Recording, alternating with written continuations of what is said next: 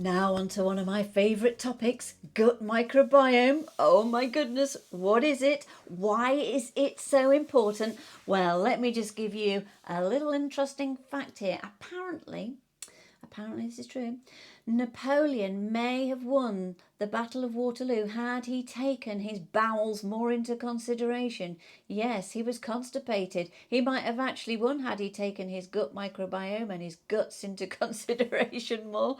But yeah, there is so much. I have written loads on this, and if you go to my website www.cookingwithemily.co.uk, you can get the written lot of this. I've written it down because I think it's super important. So, do you know, with the gut microbiome, it's obviously in the gut, so you've worked out that it's in your stomach. Do you know, even microplastics have been located in the gut. It's quite astonishing when you think of what we do to ourselves, and you know it's considered now to almost be an extra organ in the body. You know, just like we have a liver and kidneys and heart and everything. You know, this is like an organ. It's a real living, working part of our body that really has to be taken into consideration. And one of the interesting things is exactly how much bacteria there is in the gut. Yeah, I mean, I think it's something like 100 trillion bacteria. And you know, that's 10 times more than human cells. So, are we a bit like walking bacteria than humans? We've got more bacteria than I think we actually realise. But where does the journey of getting gut microbiome actually start? Very interestingly, it starts at birth. Do you know, it starts through that birth canal. When you go through the birth canal, that's when you start picking up the bacteria and your gut microbiome journey begins. And I think that's important because there are so many things that can decrease our bacteria, our good bacteria. And the good bacteria can be decreased by things like antibiotics. And I think that's why, in particular, doctors are always wary of giving babies antibiotics because they know that it's going to then harm their stores of the good bacteria that's in their bodies. Did you know that gut microbiome weighs around about 4 pounds in weight? I was absolutely astonished when I found out that. But it can decrease with bad diet and also with things like antibiotics. You'll often find as well, if you've had to have antibiotics for any particular reason, that it's important to make sure that you're eating the right foods and that again, and that you're putting that good bacteria back into your stomach. Can it help with other illnesses? Well, this is where science and research is really coming on leaps and bounds. There are some suggestions that it could actually help with people who've got MS, Parkinson's, diabetes, arthritis, skin conditions.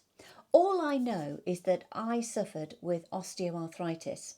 And when I changed my dietary supplements, I have one in particular, vitamin D3, and I changed my gut microbiome, my symptoms went away. And that is no word of a lie. With this hand in particular, I couldn't do that. I was in absolute excruciating agony, especially in winter, especially on a day like today, and I couldn't even close my hand. And now I can. And I'm beginning to wonder if there is something more into it. I would love to even be part of the research because I do think there's something more. And as we go through time and as research continues and science really gets better and better, especially with medical science, I think we're going to find out more. It's going to shock us as to how our gut microbiome is playing a massive part in our own health. There are also further studies to do with mental health. They say that they're looking at research now that when people have a good gut microbiome, that mentally they feel better and that it can help with things like depression and anxiety. And isn't it funny that when we look at obviously the gut, and have you ever had that thing called the gut feelings? And when you're depressed and anxious, do you ever get that butterflies in the stomach feeling? It does make you think, doesn't it? So I think all things need to be considered when it comes to good gut microbiome, because I don't think we've even scratched the surface with it. And I think the research that's being done by all the scientists and people is going to be really interesting in further years to come. Do we all have the same gut microbiome? Well, apparently not. It's a bit like our own DNA fingerprint, so it's not a one size fits all. So maybe one thing may suit one person, but it might not suit another. So we all have to think of our gut microbiome as individual and unique, just like we are. So, what type of foods do you get? Well, you can have probiotics. I take one every day, and that's my choice. But I also have something called kefir, which is like a live yogurt. It's absolutely delicious, and I have it with some blueberries and raspberries and banana usually. I love it that way. You can also have something called kombucha, which is like a liquid, and it's very vinegary actually. I remember the first time I tried it. I wasn't a huge fan, but I took it because I thought, no, I'm going to get my gut microbiome in order. And things like miso.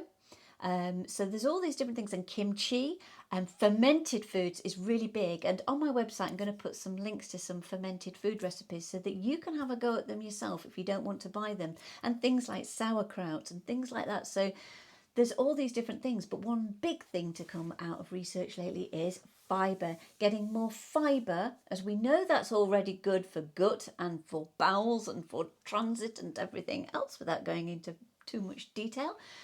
Fibre is probably going to help the gut a lot as well. So putting more fibre into the diet could actually help with good gut microbiome. Again, take it steady if increasing fibre. Do it gently, do it slowly, and add extra water, simply because otherwise you might get a few tummy cramps and constipation, and it just takes a little while to adjust. So go gently and your body will thank you for it, but eventually you'll get into a pattern and you'll start to feel better, and your movements and everything else will be wonderful. So what can we learn from this? We can learn that our gut microbiome has more of an important part to play than we think it does. Get that fruit down you, those vegetables.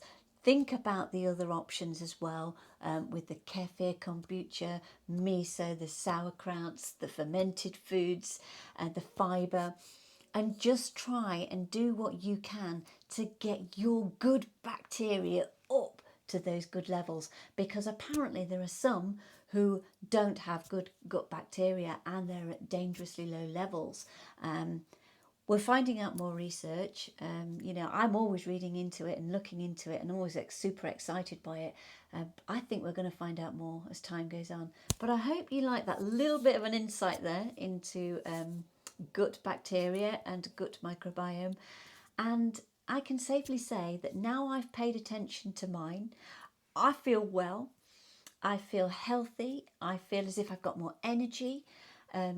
I run at about 1,000 miles an hour, and I think there's more to it. And also, I've not picked up a bug at all. Not a stomach bug, not a sick bug, not the corona yet. Don't say that word. And or a cold or a flu. And I was forever picking up this type of stuff. If anybody was going to get it, I was going to get it. But through changing of my supplements and by making sure I've got a healthy diet and by looking at my gut microbiome, it's made a massive difference to me.